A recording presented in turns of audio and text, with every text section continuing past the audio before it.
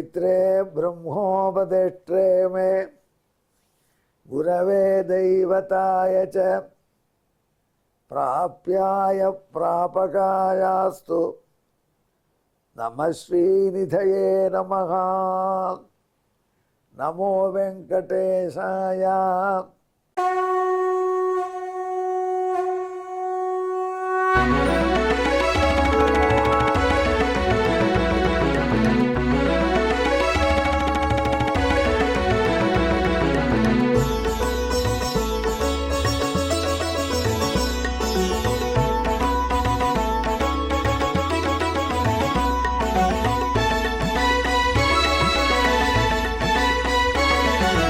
सहस्रनामं सहस्रनामं श्रीवेङ्कटेश सहस्रनामं सहस्रनामं सहस्रनामं श्रीवेङ्कटेश सहस्रनामं।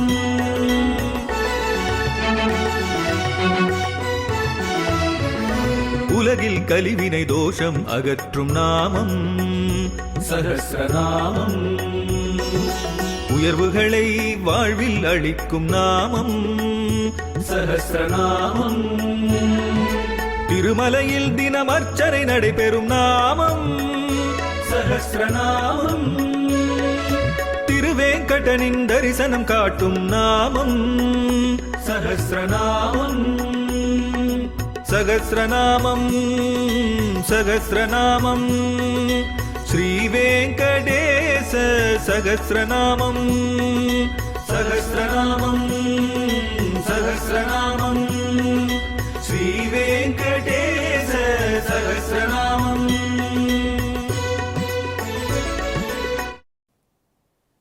கண்ணபிரான் எத்துணை மனைவிகளோடு கொடுத்த நடத்தினானோ அதில் முக்கியமான சில மனைவிகளை இட்டே திருநாமம் சொல்றார் நாரதர்.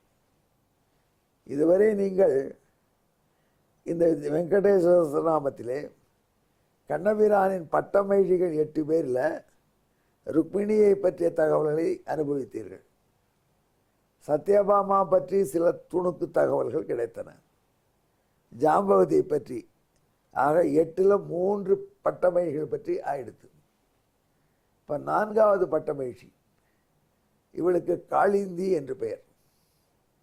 காளிந்தி என்று யமுனைக்கே உள்ள பெயர். அது ரொம்ப கருப்பாக இருப்பாளாம்.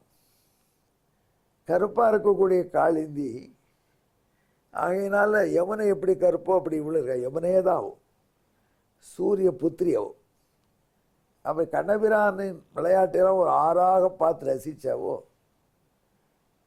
தான் மறுபடியும் சூரிய புத்திரியாகவே மாறி காளிந்தி என்கிற பெயரோடு யௌவன மடந்தையாக யமுனை கரையிலே தானே உலாவினார். யமுனா சாட்சிக யௌவதம் விவானம் என்று தன்னை சாட்சியாக வைத்துக்கொண்டு பல பெண்களோடு ராசக்கிரீடை பண்ணி ஜலக்கிரீடை பண்ணி தனக்குள்ளேயே ஜலக்கிரீடை பண்ணியிருக்கான் பகவான். அந்த பகவான் தன்னுடைய கணவனாக வேண்டும் என்று அவள் விரும்பினாள். ஆனால் அவளுக்கு ஒரு அச்சம் இருந்தது. அவள் சூரிய புத்திரியவள். ஏற்கனவே சூரிய புத்திரனுக்கும் பகவானுக்கும் ஒத்து வரல. அதுக்கு காரணம் என்ன? சூரிய புத்திரன் கர்ணன். கிருஷ்ணாவதாரத்திலே சூரியனுடைய முதல்வனாகிய கர்ணன் அவனும் அர்ஜுனனை எதிர்த்தான், அர்ஜுனனை போட்டியாக நினைத்தான், வெறுத்தான். அப்படி இருக்கும் பொழுது அர்ஜுனனுக்கு உயிர் நண்பனான கிருஷ்ணனை கர்ணனுடைய சகோதரியாகிய தான் அடைவது எங்கனம்? அடைய முடியாது என்றே அஞ்சினாள் காளிந்தி. என்னதான் தன் கரையிலே கண்ணபிரான் ஜலக்கிரீடை செய்தாலும், தன் ஜலத்திலே ஜலக்கிரீடை செய்தாலும், யமுனா தீர விகாரி என்று பெயர் பெற்றிருந்தாலும் தன்னை தன்னுடைய மனைவியாக அவன் ஏற்றுக்கொள்வானா இல்லையா என்ற அச்சம் காளிந்திக்கு இருந்தது. அதனால அர்ஜுனன்கிட்ட சிபாரிசு வாங்கிட்டா. அர்ஜுனன் ஒரு கால் சொன்னா பகவான் அர்ஜுனனுக்காக தன்னை ஏற்றுக்கொள்ளலாம் என்று அவள் நினைத்தாள். ஆனால் அர்ஜுனன்ட்ட நேராக பேசுறதுக்கு அஞ்சினாள். ஏன்னா அர்ஜுனன் தானே இதுக்கு பெரிய தகராறு. அர்ஜுனனுக்கு தான் கர்ணன் ஆகாது. கர்ணனுடைய சிஸ்டர்னா கிருஷ்ணனை கல்யாணம் பண்ணிக்கிறேன்னா இவனே வில்லங்கமாக இருந்தாலும் இருக்கலாம். எனக்காக அவள் யோசித்து யோசித்து தர்மபுத்திர நேரம் பார்த்துட்டான். தர்மபுத்திரர் இந்திரபிரஸ்தத்தில் இருக்கும் பொழுது யமுனை கரையில் தான் இருக்குது இந்திரபிரஸ்தம். இப்போ இருக்கிற நியூ டெல்லி தான் இந்திரபிரஸ்தம்.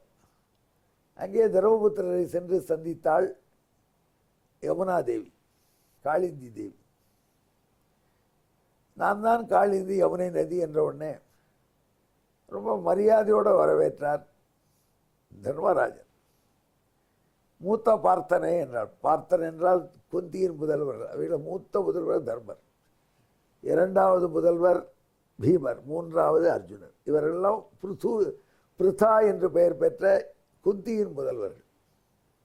பார்த்தர்கள் மூவர் தான், பார்த்தர்கள் ஐவர் கிடையாது. குந்தியின் பிள்ளைகள் கௌந்தேயர்கள் மூவர்.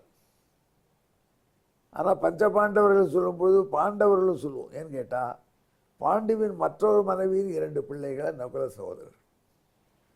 அதனால் குந்தியின் முதல்வர் மூவர், மாதிரியின் முதல்வர் 2, டோட்டல் 5 பாண்டுவின் முதல்வர்.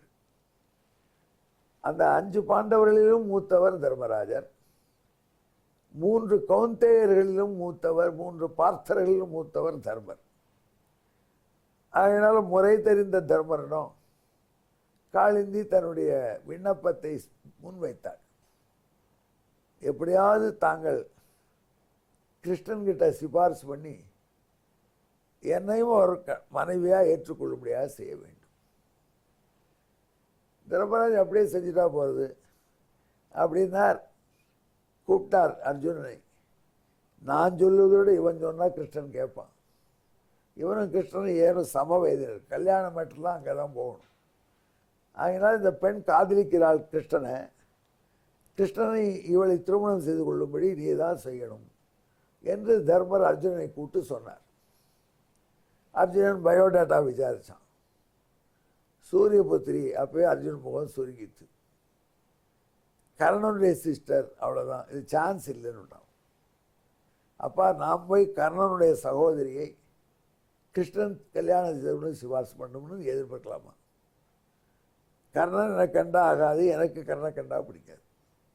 கர்ணன் சகோதரிக்கு, என்னுடைய விரோதியின் சகோதரிக்கு நான் ஒரு நலம் செய்யலாம்னு நீங்கள் எதிர்பார்க்குறேன்னா உங்களுக்கு தான் அந்த புத்தி வரும்னா.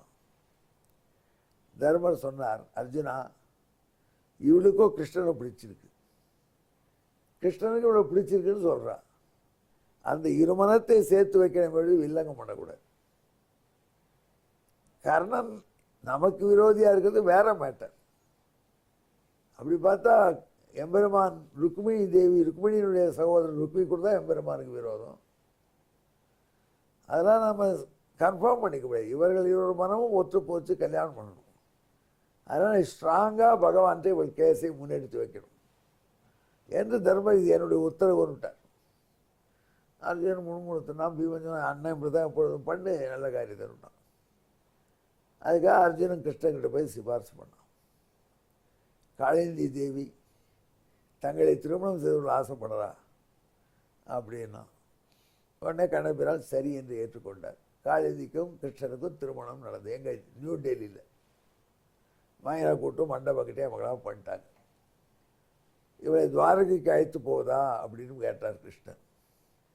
அது ருக்மிணி என்ன சொல்வாளோ, சத்யபாமா என்ன சொல்வாளோ, எல்லாத்தையோட மோசம் ஜாம்பவதி என்ன சொல்கிறாளோ, அது நீங்கள் தான் பார்த்துக்கணும் கிருஷ்ணா, அதுக்கு நானா பொறுப்பு அப்படி நமஸ்காரம் பண்ணிட்டு போயிட்டான். கண்ணபிரான் சொன்னார்,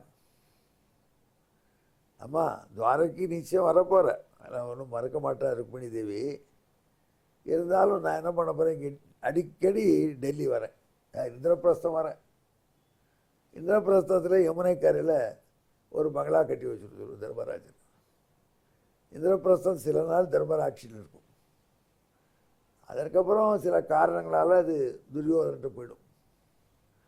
அது வரைக்கும் நீங்கள் டெல்லியில் இருந்துட்டு இந்திரபிரஸ்தத்தில் யமுனை கரையில் உனக்கு நல்ல சோலை உள்ள அழகான பங்களா. நான் இங்கே வரைச்சு சத்யபாமாவோட வருவேன், ருக்மிணியோட வருவேன், தனியாக வருவேன், உன்னோட வந்து தங்குவேன்.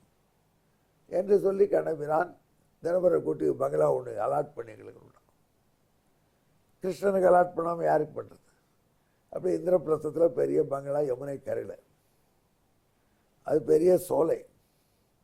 கண்ணபிரான் வந்தால் காளிந்தி கண்ணபிரான் அந்த சோலையில் உலாவுவார்.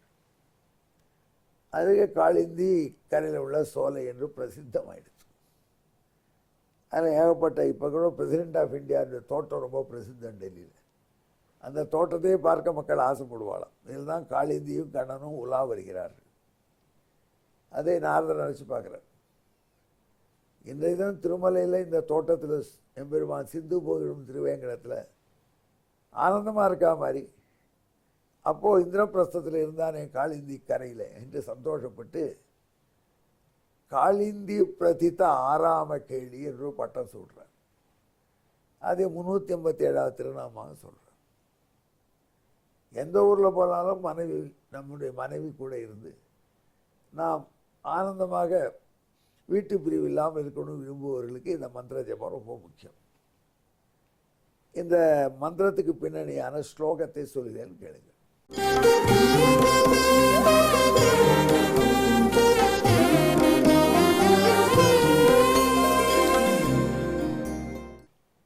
காளிந்தி பிரதிதாராம கேளிரித்யபிதீயதே காளிந்தியா சக பார்த்தஸ்ய வசசா கிருத கேளிதா. அன்பர்களே, இதற்கு தமிழ், அதையும் ரசியுங்கள். கதிரவன் குமரி காளிந்தி கண்ணன் பால் காதல் கொண்டு கண்ணனை எண்ணி மூத்த பார்த்தன் பால் சாத்திரம் கேட்டு மூன்றாம் பார்த்தன் முனையுரை அதனால் காளிந்தி ஆற்றின் கரையில் சோலைப்புறத்தே புலர நின்றான் காளிந்தி பிரதிதாராம கேளி ஆனானே. என்கே என்னுடன் கலந்து ஜெபியுங்கள்.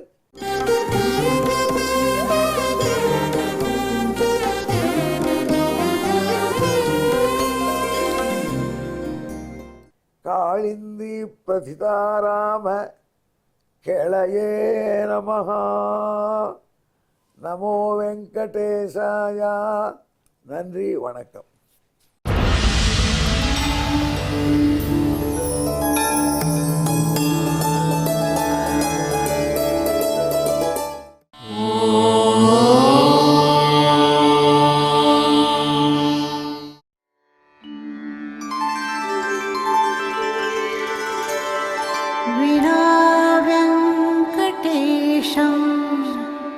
ननाथो ननाथः सदा वेङ्कटेशं स्मरामि स्मरामि. हरे वेङ्कटेश प्रसीद प्रसीद. प्रियं वेङ्कटेश प्रयच्छ प्रयच्छ.